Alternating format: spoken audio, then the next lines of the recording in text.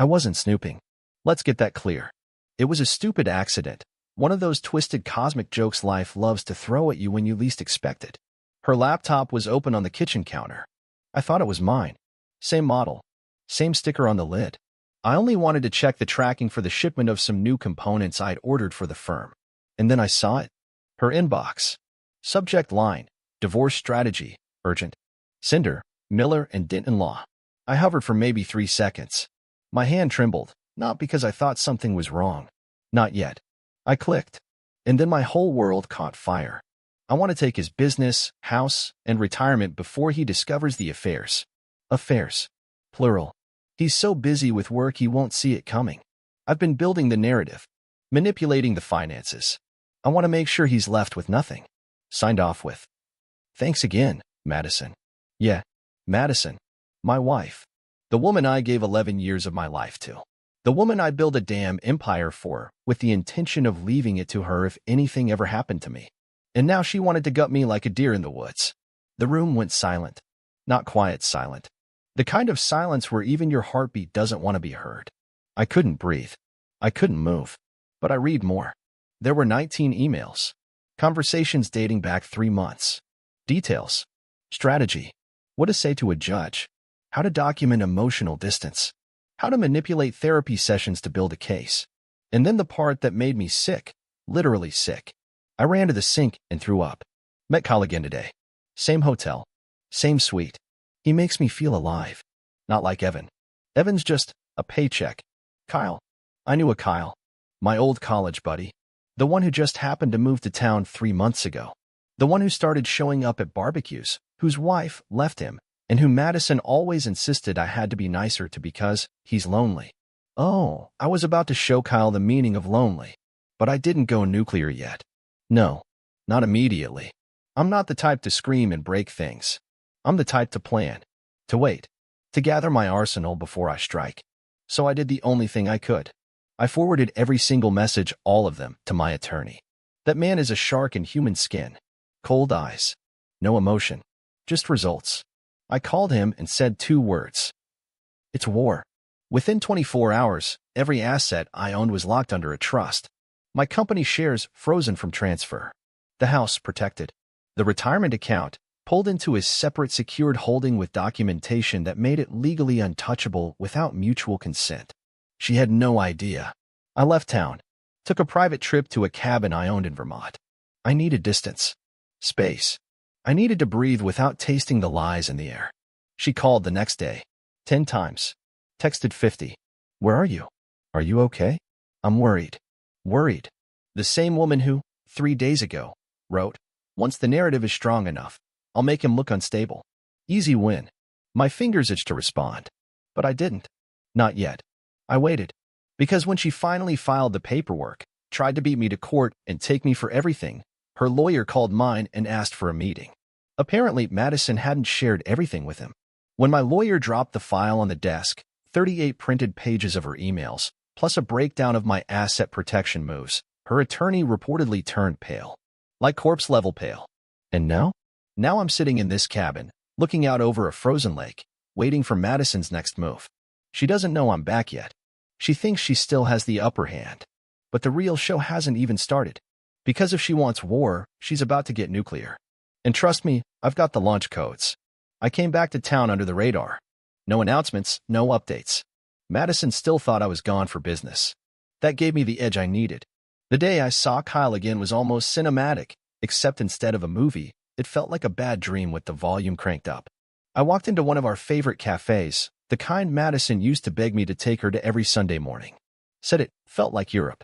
Funny how it was now the place I'd catch her like collapsing in real time. I wasn't there for coffee. I was there because I had eyes in the city now, people who owed me favors, people who knew how to quietly track without raising suspicion. And they told me Madison had a routine. Gym. Cafe. Meetings. I knew what that last one meant. So I sat by the window. Hoodie up. Head down. Pretending to read the paper like some washed-up detective from an old noir film. Then they walked in. Madison, in her oversized beige coat and tight jeans, the kind she always said were just for errands. Kyle, wearing a smug grin and acting like the whole world belonged to him. They didn't see me. They were holding hands. She kissed him on the cheek.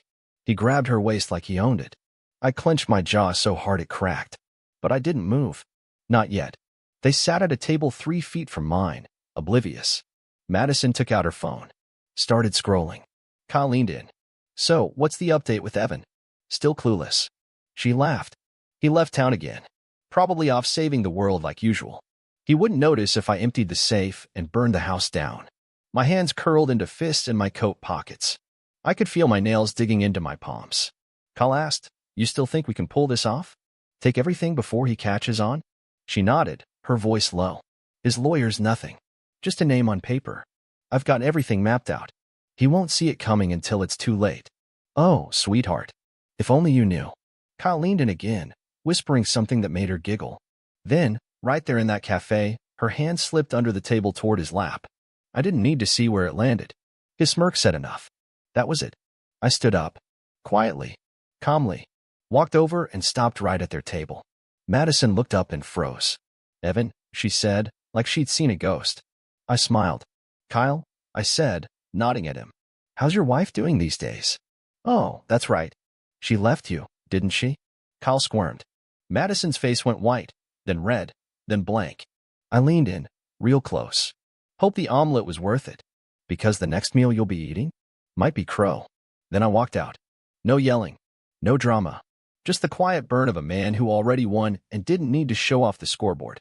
I got into my car, parked just around the corner, and called my lawyer. "Time for the next phase," I said. He didn't ask what I meant. He just said, "On it." That night, Madison blew up my phone. Texts, voicemails, even emails. "I can explain. It's not what it looks like. You're overreacting." "Overreacting? You told a man in public I wouldn't notice if you burned our house down, and you think I'm overreacting?"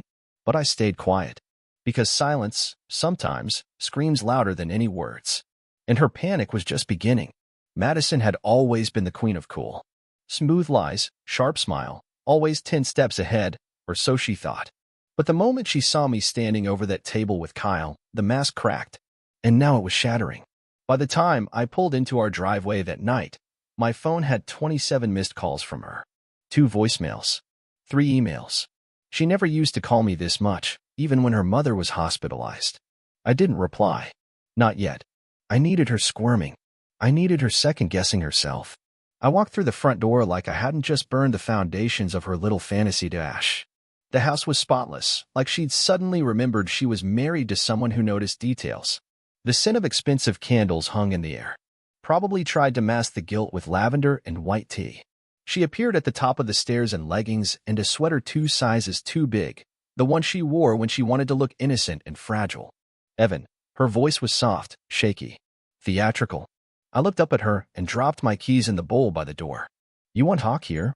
Or should I book a table at the same cafe where you plan life with your boyfriend?" Her jaw twitched. "It's not like that. Spare me." I walked past her and headed for the study. She followed close behind, tripping over her own words. "I made a mistake." "No." I turned to face her. "You made a plan." Her mouth opened, then closed. I watched her eyes search for a lie that could stick, but she was running out of glue. "You read my emails," she finally said, voice rising just a little. "That's a violation." I laughed. Actually laughed. "You were planning to rob me blind and sell off the pieces of my life like a garage sale. You think this is about privacy?" I was angry. She snapped. "You're never home. You're always at the office, always with that damn company, and I found comfort in another man's lap. And then another. And then started working with a lawyer to destroy me financially." I folded my arms. "Got it. Totally understandable." She broke then. The tears started. But they weren't the kind that come from guilt. They were survival tears. The kind liars cry when they realize the con isn't working anymore. "I was scared," she whispered. "You were slipping away. I didn't know how to reach you." I stepped closer. "So you reached for Kyle?" Silence. "I gave you everything, Madison," I said quietly. "Everything. I built a life so big it had room for your dreams and mine. And you tried to take it all like I was just some stepping stone to your next adventure." She didn't deny it. She didn't apologize. She just stared at me with wide, watery eyes like a child caught red-handed. I leaned in, looked her dead in the eyes. "You wanted war. I gave you a head start. Let's see how far you get now." I left her standing there and went to the guest room. Locked the door. I didn't trust myself to sleep beside her. That night, I lay awake staring at the ceiling, heart pounding, 1,000 thoughts crashing into each other. The woman I loved wasn't real. She was an illusion I helped paint. And the betrayal wasn't just the affair. It was everything. The manipulation. The lies. The way she looked at me like I was some obstacle to her happiness. She thought she broke me. But what she didn't know is that I break quietly. And when I put myself back together, I don't leave space for the ones who tore me apart. The next morning, Madison acted like nothing happened. She was in the kitchen making pancakes, my favorite, the ones with blueberries and that cinnamon she only used on holidays. She even wore the apron I got her from Paris, the one she never touched after our honeymoon. It was all a performance, and I knew it. "Morning, babe," she said, as if her emails weren't now sitting in a legal folder labeled marital betrayal and strategic theft. I stared at her, silent, wondering if she actually thought this charade would work. "You hungry?" she asked, flipping a pancake like she was June Cleaver. I pulled out a chair and Saturday. "What's Kyle having for breakfast?" The spatula clattered against the pan. She didn't turn around. "We should talk," she finally muttered. "Oh, now we talk?" I tilted my head. "After the lawyer. After the hotel rooms. After plotting to strip me down like a junkyard car." "I already told you." I was angry. Hurt. She turned, crossing her arms. "You shut me out. So you opened your legs for Kyle." "Got it." "Don't say it like that." Her voice cracked. "I'll say it however I want, Madison. You earned it." She stepped closer, softening her voice. "I miss us. I miss what we used to be. Maybe this can still be salvaged." I laughed, bitter and sharp. "Is that before or after you take the business, the house, and my retirement account? You forgot to mention salvage in your emails." "I never filed," she shouted suddenly, dropping the mask for a second. I thought about it. "I drafted things, but I didn't go through with it. Because I beat you to it," I snapped. "Because your lawyer choked the second mine handed him the receipts. Don't act like you pulled back out of love. You didn't have the damn time." She stepped back, eyes narrowing. "You're really going to throw all of this away? All of this?" I gestured to the room. "Madison, you threw it away. The second you made me the villain in a story where I was the only one fighting for us." She didn't cry this time. She didn't beg. No, she got cold. "You think you'll win," she said flatly. "You think just because you found those emails, you'll come out of this clean? You have no idea how courts work. I can still spin this. I can still make you look like the absent, aggressive husband. You think they care about some private messages?" I stood up slowly, eyes locked on hers. "Try it. Please. Let's go to war. But understand this. I already secured everything. You'll be left fighting for scraps. And the moment you drag me through the mud, I'll start releasing things. Screenshots. Security cam footage. Messages you forgot to delete. You want scorched earth? I'll hand you the matches."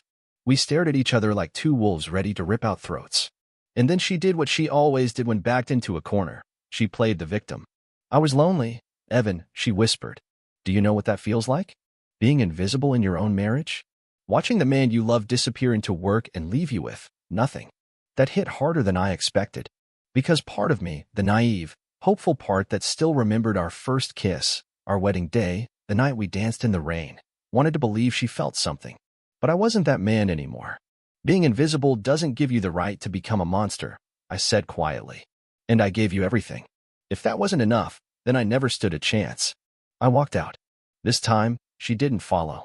Because deep down, we both knew the game had changed. She wasn't trying to save us anymore. She was trying to survive the fallout. I wish I could say that was the last time Madison tried to manipulate me, but with women like her, it's never over until they bleed out every last drop of control. And she was nowhere near done. 2 days after our kitchen standoff, I started sleeping in the guest room full-time. I changed the lock on my office door, moved my essential documents to a safety deposit box, started handling my business affairs through proxies. Quiet moves. Smart moves. Moves she wouldn't see coming. And still, she acted like everything was fine. She cooked dinner every night. She wore perfume. She smiled like she wasn't counting the days until she could grab what was left of my life and vanish. But I saw her eyes, cold, calculating, scanning for weaknesses. That smile? Just a poker face. It was Thursday when I found it. She'd left her purse on the couch while she took a long bubble bath. I wasn't looking for anything, truly. But when it slid open and spilled across the cushions, something caught my eye, a tiny silver key in a red envelope. Hotel brand etched on the top. Room 221. That number rang like a gunshot in my head. Room 221 was the suite she and I used to rent for weekend getaways back when we still loved each other. The irony nearly made me choke.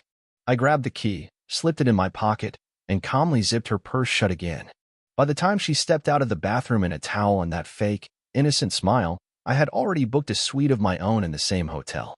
I didn't sleep that night.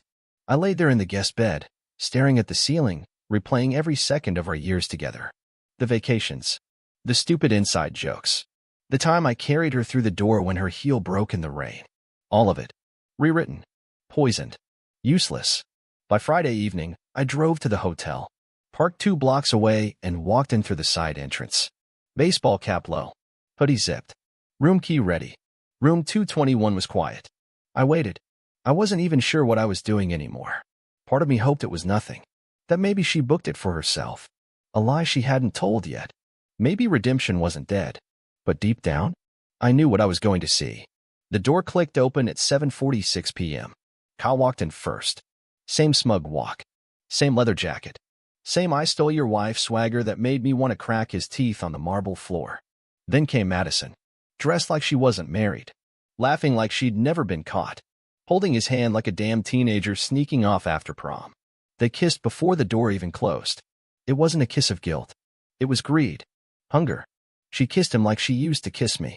And something inside me snapped. I didn't barge in. No. I pulled out my phone. Snapped 2 perfect, clean photos. No blur. No doubt. Just pure, undeniable betrayal in 4K clarity. Then I walked back to my car in silence. I didn't cry. I didn't scream. I just sat behind the wheel, staring at the pictures. One of her leaning into him, eyes closed, hand on his chest. The other of him grabbing her hips, pressing her against the wall like they had the whole world to themselves. She hadn't just betrayed me. She'd replaced me. And now? Now I had proof. This wasn't just about divorce anymore. This was about making sure she never got to wear that smug little grin again. Because war was no longer coming. It had already started. Madison always thought she was the smartest person in the room. That smug confidence was part of her charm once, back when I thought she was using it to lift us both. I didn't realize she was sharpening it into a weapon for the day she'd turn on me. But on Monday morning, when the courier rang the doorbell at 9 a.m. sharp, she finally looked like she didn't have a damn clue what was happening. I stood in the hallway, leaning against the wall, watching from a distance as she opened the door in her satin robe and saw the man in the black suit holding a brown envelope with her name on it. "Mrs. Madison Taylor?" he asked, polite but firm. Yes. Her voice had that light tremble. She was used to control. This was off script. "You've been served." He handed her the envelope and turned without another word. She stood there, frozen, staring down at the thick packet of documents. Divorce papers. Lawsuit included. Evidence attached. She turned to me, still in the doorway. "You're divorcing me?" I nodded. Effective immediately. Her hand tightened on the envelope. "You blindsided me." I laughed. "No. You tried to blindside me. I just got to the finish line first." She started walking toward me, voice rising. "You're not even going to talk to me about this? Just end it. What part would you like to talk about?" I said, pushing off the wall. "The lies? The hotel? The emails to your lawyer? Or maybe the way you called me a paycheck while making out with Kyle in the same room where we celebrated our 5th anniversary?" Her jaw clenched. "You were spying on me," she snapped. "No, Madison. I was verifying." I stepped closer. "Because I stopped trusting you the second I realized your therapy sessions were just smoke and mirrors while you plotted to gut me like some Wall Street mark. You don't understand it." "No, you don't understand." I pointed at the envelope. "I've already locked everything down. You get nothing you tried to steal. No house.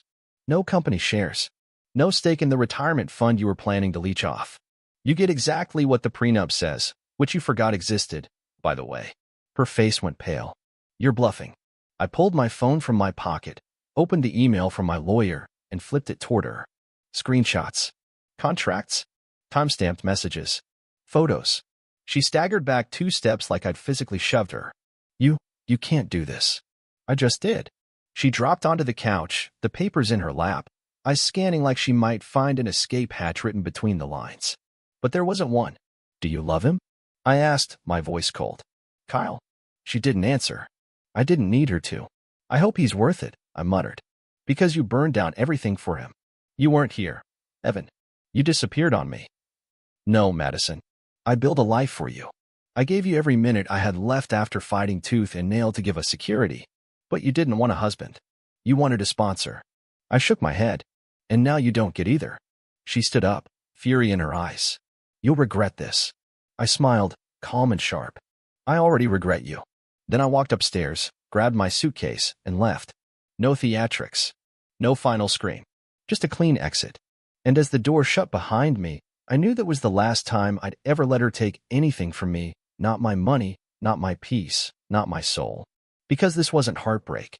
It was liberation. 2 days after I served Madison the papers, the silence in the house I used to call home felt almost sacred. I wasn't staying there anymore. I'd moved into a rental loft downtown, nothing fancy, just 4 clean walls, my leather chair, and a bed I could actually sleep in without hearing the ghost of her lies echoing through the sheets. But I came back that morning, just once more, to retrieve the last of my personal items. A watch my father gave me. A safe full of business records. My sense of closure. The door was unlocked. I walked in and found her sitting on the floor of our bedroom, my bedroom now, surrounded by crumpled tissues, a half-empty wine bottle, and papers scattered everywhere. She looked up at me like I was the one who owed her an apology. You really left, she muttered. No, Madison, I said quietly. You did. Her mascara was smeared, robe loose, hair a mess, but not in the cute, rom-com kind of way. She looked like the truth had finally caught up to her. Raw. Exposed. Cornered. She started, then stopped. I didn't think you'd actually go through with it. I thought you still loved me. I didn't respond right away. Because love isn't something that just dies. It bleeds out slowly, painfully, gasping for air until there's nothing left but resentment and numb silence. I did love you, I finally said. Harder than anyone ever should have. That's the problem. You saw my love as a weakness. She looked away. I kneeled near my nightstand, opened the bottom drawer, and grabbed the safe. She didn't say a word, just watched me like I was some stranger breaking into her memories. Then she asked the question I'd been waiting for. Was any of it real? I paused. Not because I didn't know the answer, but because I wanted her to feel it. Everything I gave you is real, I said, standing. The question is, was anything you gave me? Her eyes filled with tears again, but I didn't feel pity anymore. Only clarity. She stood up, stepped toward me like she might try one last trick. One final plea. What do I do now? I tilted my head. Start over. Like I'm doing. Just without the stolen life you were planning to walk away with. And then, because I still had one last card to play, I turned at the door and said, Oh, and Kyle? He's been served too. Her head jerked up. What? Adultery clause in the prenup.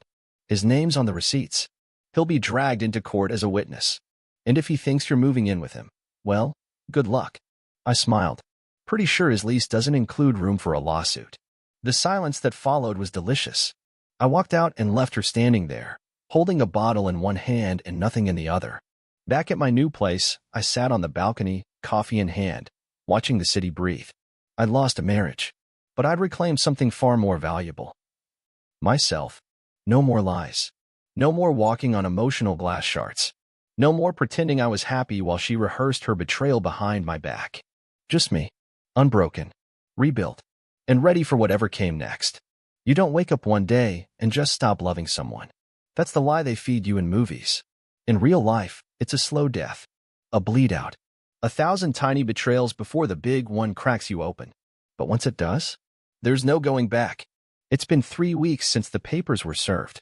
The firestorm came and went, lawyers, meetings, pressuring calls from her friends, even a couple fake coincidence run-ins at places she never used to go alone. She tried everything short of crawling, and I knew she would. But I didn't break. I didn't even flinch. Madison underestimated the one thing she couldn't manipulate: clarity. Once I saw her for who she really was, it was like a veil had been torn down. Every smile I once thought was love, every fake tear, every time she told me she had my back, all of it turned to ash the second I opened that email. The betrayal wasn't just the affairs. It was how surgical it all was. The way she crafted her exit like a business strategy. Cold. Calculated. Efficient. She didn't just cheat on me. She studied me, learned my blind spots, then stabbed me right through them. And for what? A man with a rented BMW and enough ego to fill a stadium? A few months of excitement and secrecy, just to end up in a courtroom choking on her own lies? But here's the part one didn't expect. I'm not angry anymore. Not really. Anger takes energy, and she's not worth a drop more of mine. What I feel now is something cleaner, sharper. Freedom. I've started running again. Cooking for one. Sleeping better. I signed a deal last week that'll triple the value of my company in the next year. And I didn't think about her once while signing it.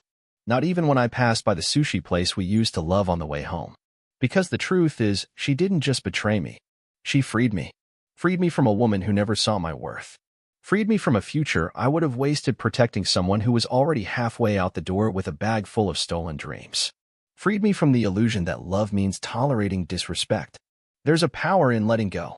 In walking away not because you're broken, but because you finally see. I've learned a few things standing in the wreckage. Pay attention to what people do when they think you're not watching. That's where the truth lives. If someone tries to make you feel crazy for noticing the distance, the silence, the changed patterns, trust your gut. It's not paranoia. It's your soul screaming the truth. And lastly, if someone's love comes with conditions, contracts, or manipulation, it's not love. It's control wrapped in charm. So, if you're reading this and you're sitting in your own kind of storm, unsure whether to stay or leave, hear it from someone who's been through hell and came back colder but clearer. You're not weak for loving them, but you'll be stronger for letting them go. And as for Madison, I don't hate her, but I don't miss her either. And that's how I know I finally won.